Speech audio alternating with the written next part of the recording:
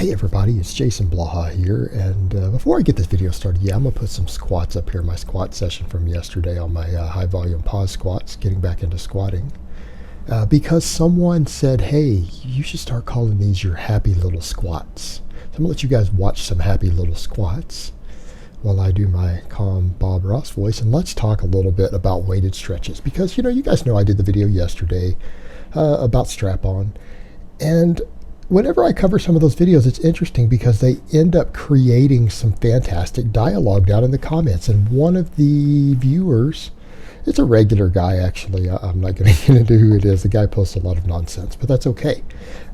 Refuting nonsense and misunderstandings in the training world can in and of itself be great dialogue that we can all learn from, because he's saying, hey, the reason this guy does this stuff is because weighted stretches have been proven to be a superior hypertrophy response.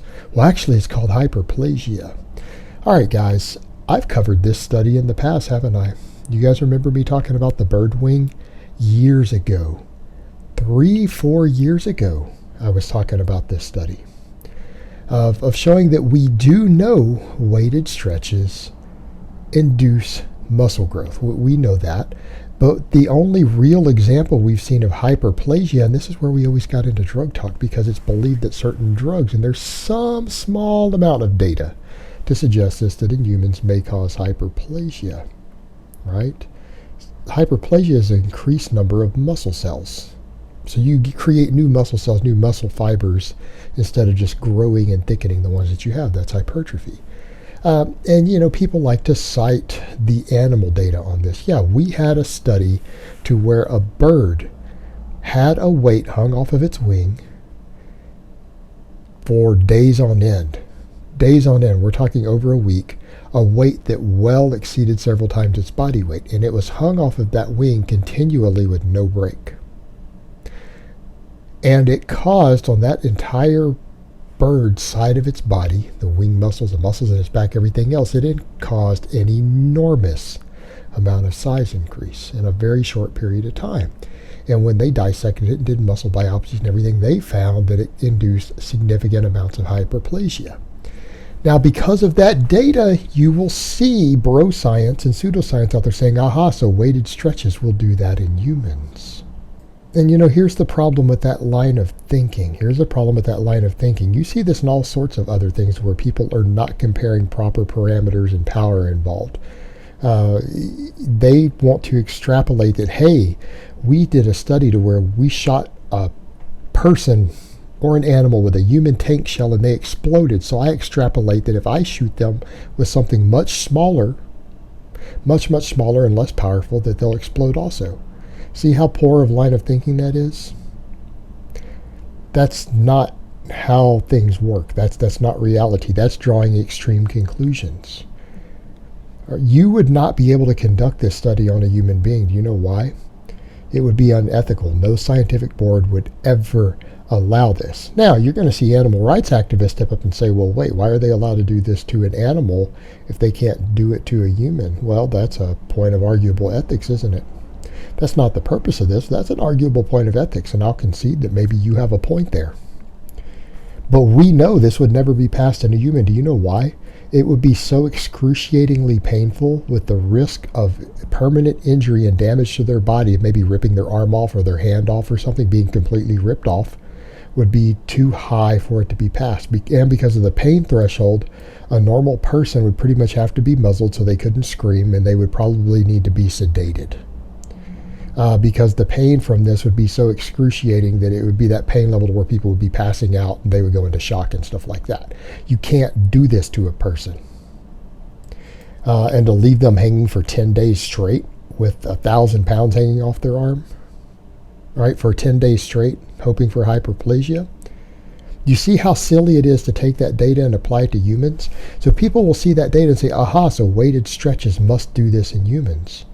Well, we don't know, because no human being has ever been subjected to that level of torture with a thing. Now, people have been tortured that way and have limbs and stuff ripped off, but it's not done hanging like that.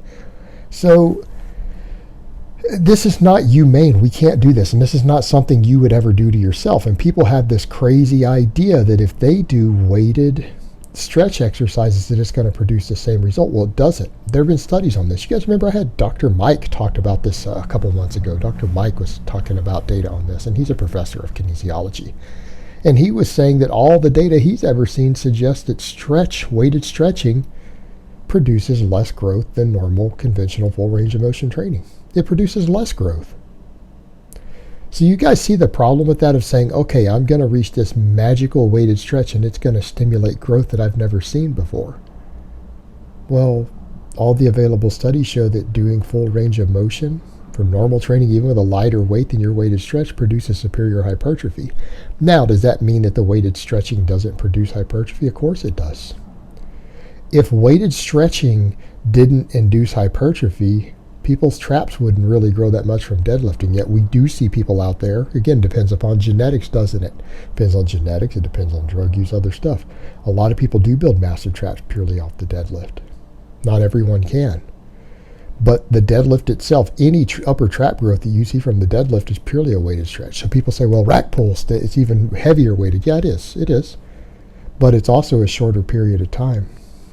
It's less total tension. So you get into a big debate there as to how much more. Is it probably a bit more? Sure. Do farmers' walks cause potential trapezius hypertrophy? Of course they do. Of course they do. That's a prolonged weighted stretch on the trap. It's a prolonged weighted stretch.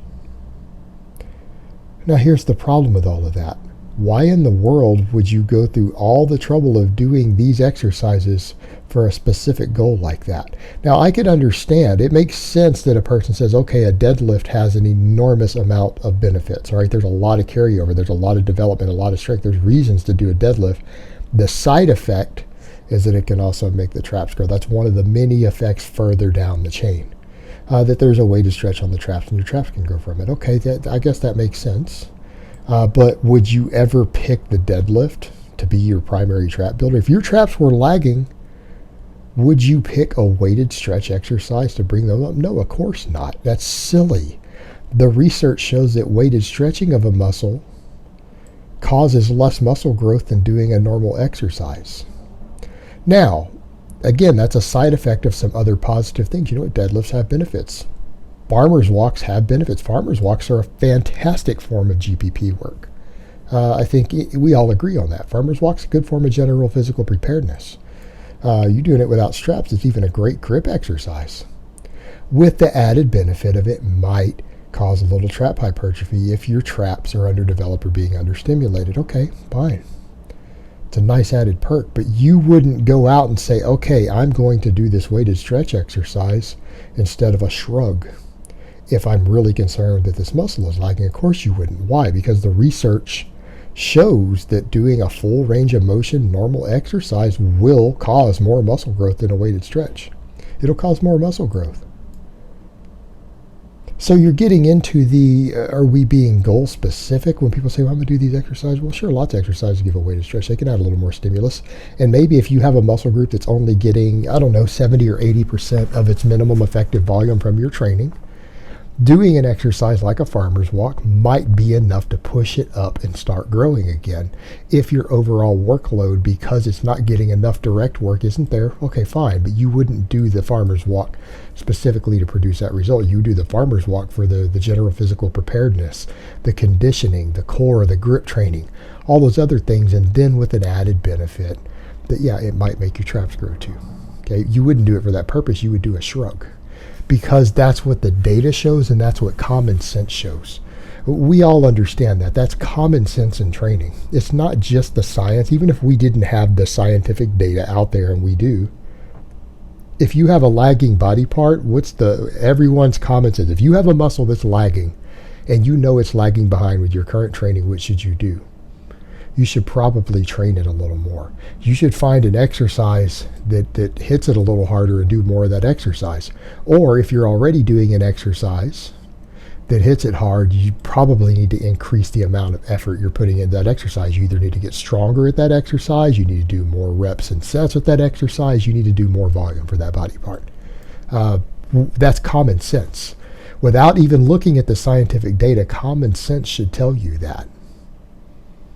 And it's scary that anyone doesn't grasp that basic concept that if something's lagging behind and you need it to grow faster, you should probably find an exercise that works it really hard and train that exercise more. And if you're dealing with overall recovery, then maybe you might even need to find an isolation movement for it. You might even need to find an isolation movement. Your biceps are lagging. You're not getting them big enough from your chin-ups. You should probably consider some curls. If your traps aren't growing enough from your deadlifts and overhead pressing, I don't know, that's probably a real good time to start doing some shrugs. See how simple that is? People want to overcomplicate this stuff, though. The data shows that in humans, under normal conditions in which you would be able to stand without being sedated or be on morphine and probably permanently injure your body, weighted stretches do not produce as much muscle growth as conventional full range of motion training does. It just doesn't. Not saying it doesn't induce some growth, but if you were to compare the two, it's very clear that conventional full range of motion exercises produce more muscle growth. The science is pretty strong on this. All right, guys, but that's really all I have to say on that today. I hope it's been informative, and I will talk to you guys next time.